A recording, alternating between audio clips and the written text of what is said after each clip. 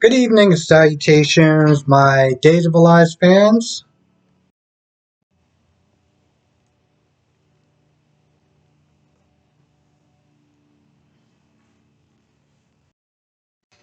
Not gonna lie, I kind of stood around and I was like, where the hell is my notes at?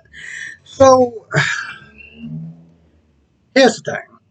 This was not a terrible episode, but it wasn't a super great episode either.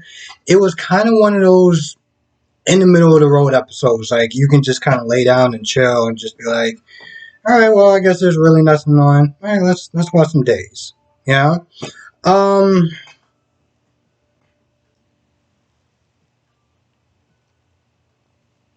Now, I want to talk about Ben and Sierra for a minute because I feel like in a lot of ways they are setting up the storyline for Beyond Salem.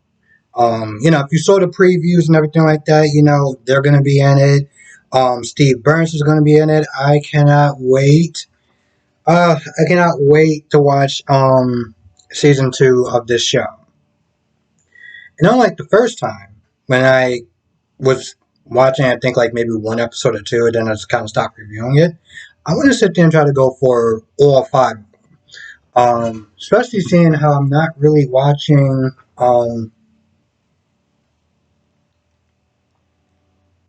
Y&R.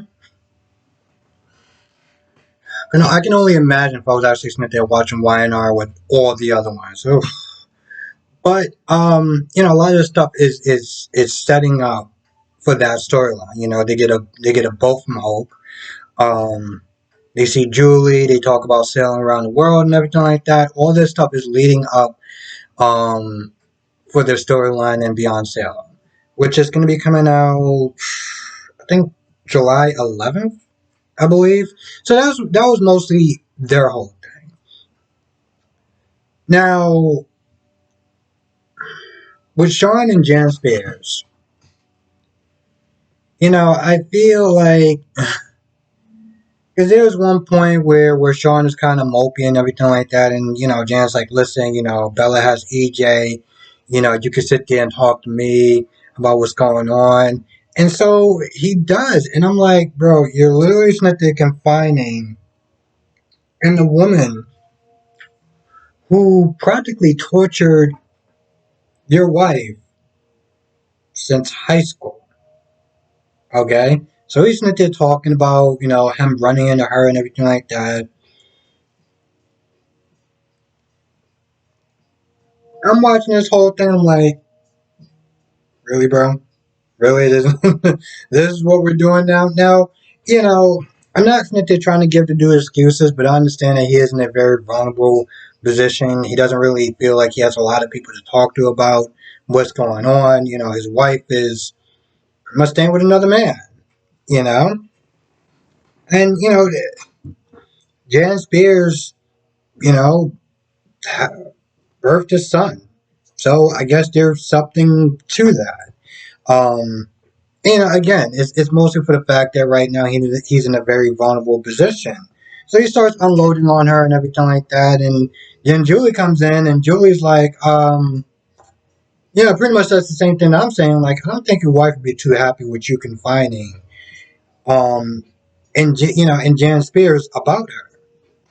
So she comes in there, and she says a couple of I don't want to sit there and say catty things, but it's just more like, yeah, when are you going back to jail? When are you going back to jail? Because there was one point when Sean was like, yeah, well, she was upset that I advocated for you to stay out of jail. And Drew was like, gee, I wonder why. So she came in there with some words of wisdom, um, saying that everything's going to be all right. Y'all going to get back together. Start talking about the boat. And it brought up some good memories with Sean and Bella and everything like that. Sailing around the world with Claire Bear. So after that, Julie came to see um, Ben and Sierra. Now, Allie was there, and all she pretty much did was come there to apologize, which in reality, Ben and Sierra was like, no, you have nothing to apologize for. You like, you didn't do anything. Like, you're good. So they're all squared away, no tension or anything like that. And eventually Julie comes by with, I guess, the keys from the boat. Now, there's, I don't sit there and say it was like super funny or whatever, but, um, when Sierra Smith was talking about the boat, called it Fancy Face, or I think they were talking about that, like the name of the boat, because at first they were talking about names that like they put together, like Brangelina and things of that nature. And when Julie came by, they were talking about like mush names and stuff, and Ben was like, "So I guess if we put your two names together, we'll call you Jugs." Julie, Julie just had that dead face look on her, just that straight serious look, and I was rolling, I was laughing my ass off. Um, and so they talked about that for a little bit. I forgot what they call themselves as far as when they try to melt their names together. It was the name of the boat. I have no idea. Um, I was also sitting there thinking, well, how would they actually put their names together? You know, how would they actually put their names together? Um, So anyway, she dropped off the keys, and that pretty much kind of ended their storyline. Now, EJ and Bella. So like I said before, EJ was like, "All right, well, the witch is out the gun, so witch is out the door, so you know, how about we just go upstairs and you know?" And she was like, "Yeah, I don't. Vibe is not really there. Sammy kind of killed the whole sex vibe." And they get into this semi argument when Bella refuses to go upstairs. And EJ's like, "Oh, well, at first, Bella thinks that EJ is using her to get back at Sammy. And after a while, EJ thinks that Bella is using him to get back at Sean. Eventually, they kind of realize that both of them are half right. They both realize that they're half right and everything like that.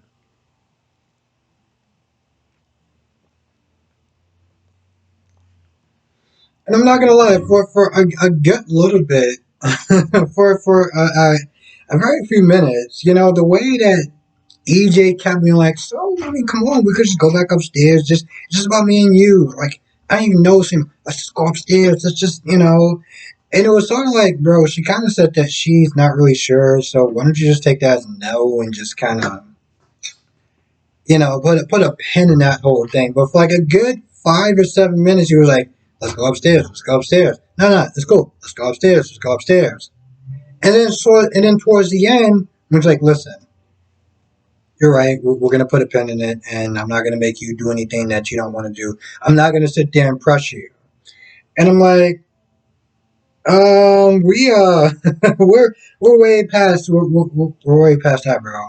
We're, that whole "I'm not gonna pressure you" kind of laugh about good stuff minutes ago. But she's like, "All right." So she starts walking towards the door, and she's like, "Well, listen, me just waiting to figure things out. Where has that gotten me in my life so far?" And then she runs right towards EJ. Then they pretty much have sex. But there's a point where EJ's like, "Yo, you sure you want to do this?" And she literally says, "Make love to me," and I gotta sit there and say probably the most sexiest way possible. So I will give her credit because that I'm not gonna lie, when she's in that motion, in that mood, I'm like, I mean, Bella. I mean, I really kind of looked at you like that before, but okay, I mean, because to be honest,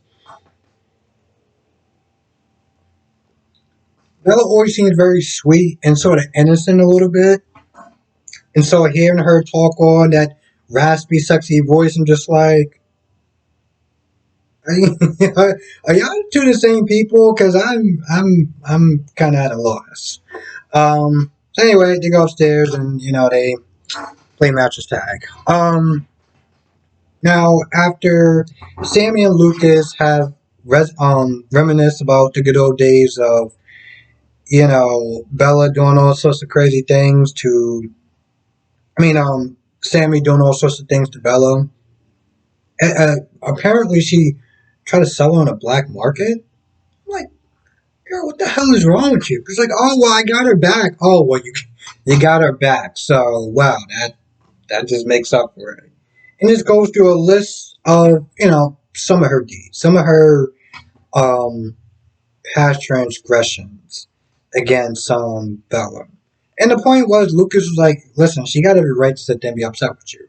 On top of the fact that, Bella's like, hey, listen, EJ didn't do it. And that's what she's mostly upset about. After they talk about that, they break news to Allie, them getting married and they're all happy. And, I mean, yeah, Allie never really liked EJ anyway.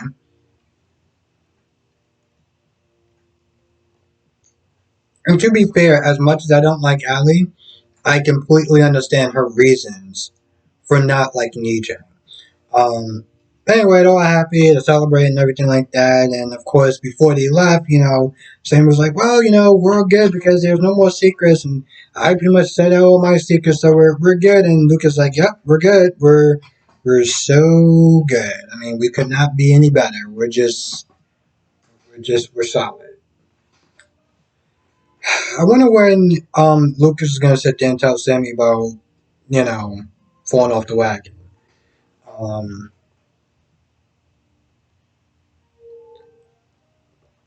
Now I remember reading some comments um, when Allie came back just after Abby's death, and people were somewhat complaining about the fact that Allie didn't seem like she was broken up about um, Abby's death or whatever. But I literally said at the time, I was like, maybe she's gonna sit there and sound more broken up about it or more torn up about it when they really talk about Abby. And granted, she did in this episode. So I sat there when I was sitting there reading. Um, it wasn't even my comment section. It might have actually been Andre F's either that or a clipping from the show. And I just remember, I just no, it was from the other side, but I just remember somebody being like, "Oh, Allie didn't even sit there and talk about, you know, um, Abby's death. Like she's not even, sad about it. I mean, they're family. I don't understand." Blah, blah, blah, blah. And it's like, it's coming. Just give it a minute, all right? Um, Orpheus and Evan. So Evan was our Christian. Either way, he was sitting there catching Orpheus up on, all the stuff that happened while he broke out of prison with the help of the devil, literally. And granted, he did have some regrets about what he was going to do to that child. He felt like his hatred and everything like that kind of got in his way, kind of got the best of it. And don't get me wrong, he's is a sick sob. But before he got involved with the devil, whatever, before they started doing the whole little plan, he did sit there and say, "Listen, I'm not trying to do anything to a child. Like I'm a father. That's a line I don't cross." Until he was willing to sit there and cross it. But he wasn't into talking about his misgivings and everything like that. He got upset about the fact that his sister apparently moved halfway around the world with some ex-boyfriend and her sons. Now they're together, and like I said, they're on the other side of the planet. So Christian's upset, and Orphan's like, "Listen, you need to sit there and think about, you know, you need to kind of keep your mind on the stuff that's going on at home right now." And eventually, he does sit there and say, "Oh, the fact that you conceived a child with Jan Spears." And I'm like, and granted, I felt like it would have totally been possible that Sean was the father of Jan Spears' baby. And it made sense. The timing was perfect. Um, but I guess they didn't want to put too much of a wedge between Bella and Sean in the hopes that they can sit there and get back together. Because let's be honest, the one major thing that's stopping Bella from being like, listen, you know, I wasn't happy that you got in bed with her, but it didn't really go anywhere. But the fact that they actually have a child together is something that I don't see her really ever getting past. Which is probably going to wind up working out for EJ because eventually he is going to find out. Either he's going to find out or Sammy's going to find out. And when Sammy realizes that Lucas kidnapped her, Sammy's going to run her right back to EJ. And their only obstacle is going to be her baby sister, which she'll find a way, which she'll sit there and find a way, get some proof, whatever, that, Christian is really the father, and then they can be back together. That's pretty much how I see that whole thing playing out. Hmm. I really feel like that's about it. Like I said, it wasn't really too great. The only, I guess, like best part about the episode was towards the end when you found out that Evans was the father of Jan Spears' baby. Other than that, everything else was just like wasn't really too great. Wasn't too terrible either. But any episode with EJ, it's a great time for me because I'm an EJ fan, and that's just how it is. Um. Anyway, I feel like that's pretty much about it. Like I said, I really can't wait until Beyond Salem comes out because it's just gonna be. And granted, I enjoy for the most part. Um, the last season. I do wonder what is it that they're doing with this Beyond Salem thing, like because originally I felt like they were gonna do Beyond Salem, and then eventually that was gonna be his own spin-off show. They're probably going to put it on Peacock Prime or whatever. I don't know if it's called Peacock Prime, but the point where you actually have to pay for stuff. I felt like that was going to be the whole thing. And so part of me, when I watched Beyond Salem, I was like, man, it was good, but it was only like 5 episodes. And not only were they 5 episodes, but the stuff that happened on there, they practically really did not talk that much about it on I mean it came in like sprinkles and bits and stuff like that, but I feel like for the most part the stuff that went on in Beyond Salem really didn't make that much of an impact on days in general. Um